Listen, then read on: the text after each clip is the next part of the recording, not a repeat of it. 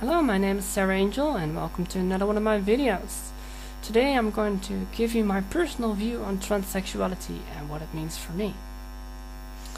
Let's start with the scientific definition of transsexuality, or at least what it comes down to. Science tells us we as trans become genetically altered, as in certain hormones activate and blockers deactivate certain things in your body. Your body begins to grow differently. For a male to female, this means breast growth, skin structure change, body fat displacement changes, and we can keep going on in the list like this. Because of these things are altered, you genetically cannot be compared anymore with your former gender. In fact, you become something different, which they call a third gender. You actually transcend your biologically born gender, so to say. In psychology, we can see and measure through testing if one is in fact trans. However, mentally we are with a different functioning brain than our biological bodies. We can see this in tests and scientific projects they are using these days to measure it, like different functioning brain patterns. They can see it in the brain, they can take pictures, and we can clearly see how the male brain functions, how the female brain functions, and someone who's MTF functions with a brain pattern compared to that of a female. Okay, all of this stuff we have. We're not there yet, there's still lots of testing, but a lot of this stuff is something we can almost take as fact, so to say. As we grow and develop, our mind is confronted more and more with this does not compute, something is wrong. We see others of the gender we feel to be, wishing to be them, feeling connected with them, while on the other side we may feel a disconnect with those of our biologically born gender. For me, this was very much the case. I could not connect with crucial developments like playing, sexually, subjects of discussion, and the famous alpha male behavior. It was a mixture of everything. For a more in-depth view of those experiences, feel free to watch my Trans Experience series. It's on this channel as well. I believe it is that your brain is giving you certain impulses that would otherwise be natural to your mental gender, but both body and mind contradict each other, resulting in the processes to become jammed. This explanation, this is a lack for a better explanation anyway, and that's my personal opinion. Whatever the case may be, fact is, something has gone terribly wrong for us. We did not ask for this. Just as people are born with missing arms, hands, legs, or a dead twin attached to their body. These all fall under birth defects, and ours is just another one of them. Does this mean I am any less of a person? Does this mean I should sit by my entire life and let it dominate me? Of course not. I am who I am, and I shall be. I'm an individual with her own dreams and ideas. My transition gives me the means to overcome what has been brought into me at birth. I do not mourn in despair of something that could have been, but I look towards which can be. For me, the identity of the person of my biological born gender was just a mere fragment of who I am. So when I say, I'm Sarah, my name symbolizes the full manifestation of the individual who I am today. Soon after my operation, I'll have restored much of the physical damage as I could, and that will be the end of it.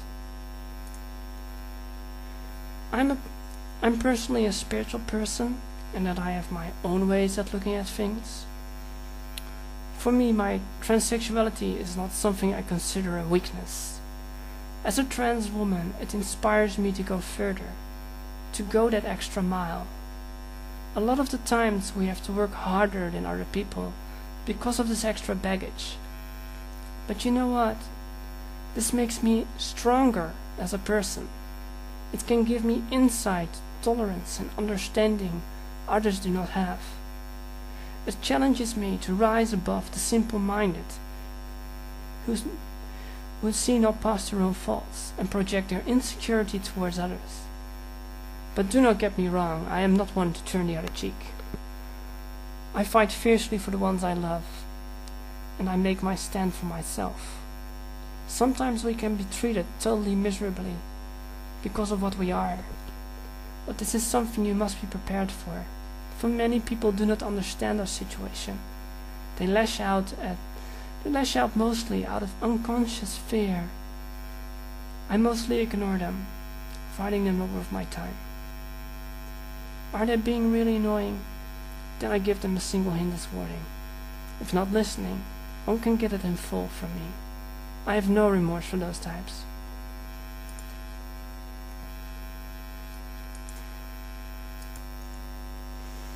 I think what is very important is never to forget why you are doing this. If you have chosen for yourself to take the path to truly become who you are, then do this. You are doing this for no one but yourself. And as we both know, it's something you must do. The bubble will burst eventually. It's better to break the chains and live with the scars than live a lie. For to do that will only bring one sorrow. For me, the thought of dying, as how my body was, is something I could not permit. I looked at older men and I thought to myself about the horror that I could become something like that. Now that's not meant as an attack personally to older men. There are some fine older gentlemen, I know, but yeah.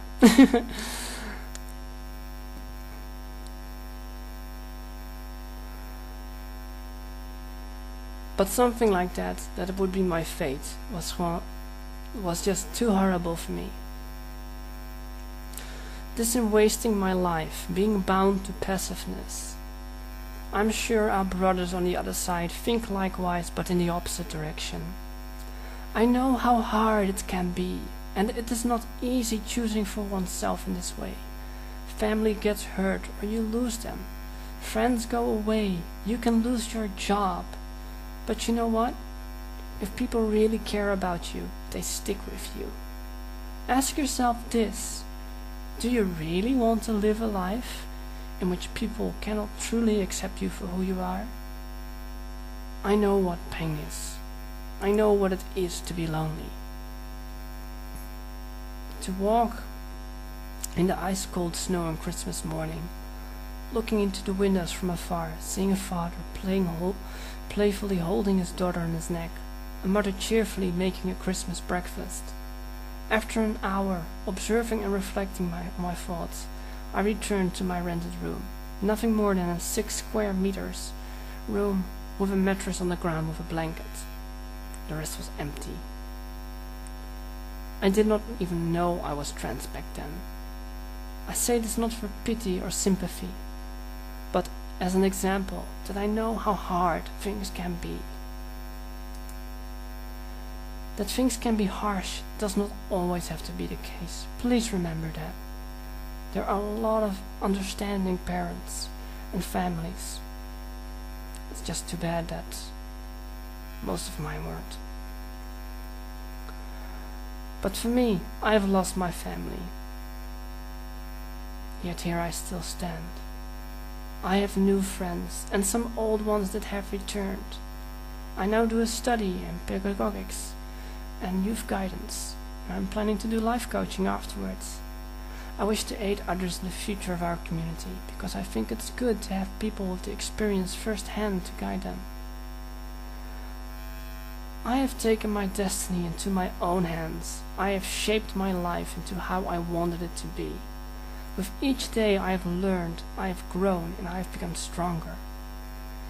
In time, help will arrive. It does get better, but you must make it so. You are in control, and you can make, shape and form anything to your desire. Yes, even in the most of the harsh of conditions, there are always options. No excuses. No. It's my understanding that pity with yourself will get you nowhere.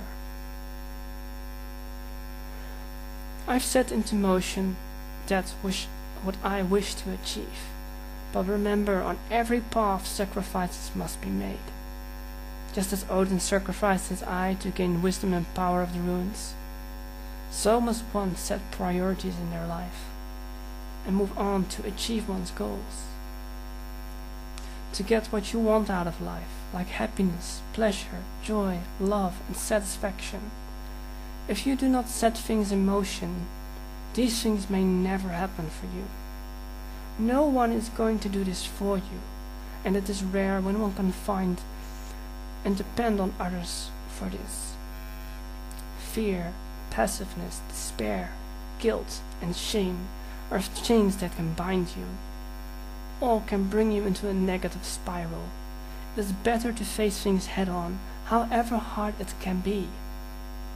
Once you start to understand that true strength comes from within and put that into action, then you will be released from these burdens. Strength starts with acceptance. It builds up as you make progress and reflect upon yourself. Being honest with yourself is being true with yourself. For results are the fruits of one's labor, and half a job done gets only half results. One cannot build a house without a roof, for if it rains or snows, one can get sick and will not survive. So too it is in this life with the things you wish to achieve. A good foundation is the base on which you build things. Find out for yourself what you need and what you wish to achieve in life. Think about it. Reflect upon yourself. Question yourself. This is my personal view on transsexuality and everything that comes for me with it. I hope this has been an understanding video or interesting video for you to hear. Okay, thank you very much. Until next time, bye bye.